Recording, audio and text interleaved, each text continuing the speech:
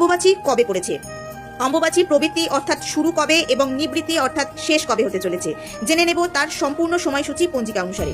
এছাড়াও জানবো এই অম্বুবাচী চলাকালীন বাড়িতে পূজা করা, সন্ধে দেওয়া, শঙ্খ বাজানো যাবে কি, ঘরে দেবদেবীর মূর্তি বা ছবি থাকলে এই সময় আপনারা কি করবেন, অম্বুবাচী ছাড়লে কি করবেন, আম দুধ কবে এবং কখন খাবেন, অম্বুবাচী চলাকালীন মাসিক হলে কি করণীয়, এটি কি শুভ না অশুভ, এই সবকিছুই জেনে নেব আজকের এই পর্বে।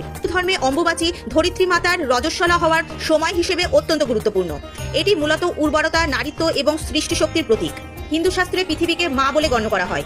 এই 3 দিন পৃথিবীকে ঋতুমতি ধরে নিয়ে সমস্ত ধরনের কৃষিকাজ ও ভূমিখনন করা থেকে বিরত থাকা হয়, যাতে মা বিশ্রাম পান। এই সময় আসামের গুয়াহাটিতে অবস্থিত বিখ্যাত কামাখ্যা মন্দির বন্ধ থাকে। দেবী কামাখ্যার বার্ষিক রজস্বলা উৎসব উপলক্ষে দেশ বিদেশ থেকে লক্ষ লক্ষ ভক্ত ও সাধু সন্ন্যাসীরা কামাখ্যা ধামে সমবেত হন। এই সময় ঘরবাড়ি পরিষ্কার করে পুজো, গৃহস্থালির সাধারণ কাজেও কিছু বিধিনিষেধ মেনে চলা হয়। 3 দিন পরে মন্দির খোলার পর পবিত্র জল ছিটিয়ে দর্শনের ব্যবস্থা করা হয়। এই সময় বাড়িতে দেবী মূর্তি, ছবি বা গৃহদেবতা থাকলে শাস্ত্র অনুসারে বেশ কিছু বিধিনিষেধ মানতে হয়। প্রথমেই আমাদের জানতে হবে অম্বুবাচী চলাকালীন বাড়িতে পূজা করা, সন্ধে দেওয়া, শঙ্খ বাজানো যাবে কিনা। অম্বুবাচী চলাকালীন মাঝে যে বৃহস্পতিবার পড়ছে সেই বৃহস্পতিবারে মা লক্ষ্মীর মন্ত্র উচ্চারণ করে পূজা করা যাবে কিনা, ঘরে দেবী মূর্তি বা ছবি থাকলে কি করণীয় এবং কি নিষেধ। অম্বুবাচী চলাকালীন নতুন করে কোনো দেবদেবীর পূজা করা, হোম যজ্ঞ করা, শঙ্খ বাজানো, কাসর ঘণ্টা বাজানো সম্পূর্ণরূপে নিষিদ্ধ শাস্ত্র অনুসারে। তবে বাড়ির নিয়ম অনুযায়ী আপনি সন্ধ্যায় তুলসী তলায় প্রদীপ দিতে পারেন এবং ঠাকুর দেবতার মূর্তি বা ছবিতে সন্ধ্যা প্রদীপ দেখাতে পারেন, মনে মনে ঈশ্বরের নাম জপ করতে পারেন। অম্বুবাচী চলাকালীন শাস্ত্র অনুসারে মূল নিয়মাবলী। এই সময় কোনো দেবীর মূর্তি বা পট লাল কাপড় দিয়ে ঢেকে রাখা উচিত। অম্বুবাচীর 3 দিন শাঁখ বাজানো একেবারেই নিষেধ। সন্ধেবেলায় আপনি হাত পা ধুয়ে কেবলমাত্র ধূপ ও প্রদীপ দেখাতে পারেন। অনেকে জানতে চেয়েছেন অম্বুবাচী চলাকালীন বৃহস্পতিবার পড়ায় মা লক্ষ্মীর পূজা করা যাবে কিনা। অম্বুবাচীর দিনগুলোতে মা লক্ষ্মী সহ অন্যান্য দেবদেবীর পূজা বা পট পূজা একেবারেই শাস্ত্রবিরোধী। এই সময় মন্ত্রপাঠ বর্জন করে কেবলমাত্র ধূপ এবং প্রদীপ জ্বালিয়ে দেবীকে দূর থেকে প্রণাম করতে পারেন। অম্বুবাচী চলাকালীন যদি মাসিক হয় তাহলে কি করণীয়, এটি শুভ নাকি অশুভ। অম্বুবাচী চলাকালীন মাসিক হওয়া সম্পূর্ণ স্বাভাবিক একটি জৈবিক প্রক্রিয়া এবং এটি মোটেও অশুভ নয়। তবে শাস্ত্র অনুসারে এক্ষেত্রে কিছু নিষেধ রয়েছে। শাস্ত্রের বিধান অনুযায়ী এই 3 দিন ঠাকুরঘর, পূজার সামগ্রী এবং তুলসী গাছ স্পর্শ করা থেকে বিরত থাকতে হবে।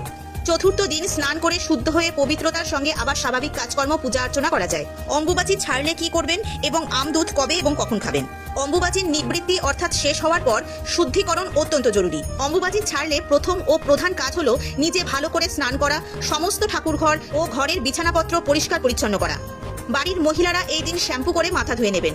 অম্বুবাচীর সময় ঠাকুরঘরে মা বা দেবীর মূর্তি বা পট লাল কাপড় দিয়ে ঢাকা থাকে। অম্বুবাচী ছাড়লে সেই কাপড়ের আচ্ছাদন খুলে ফেলতে হবে।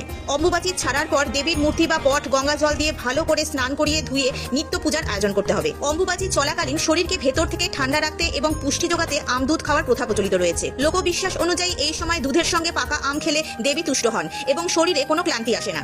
অম্বুবাচীর 3 দিনের মধ্যে যে কোনো দিন সুবিধাজনক সময়ে, সাধারণত দিনের বেলায় এটি খাওয়া যায়।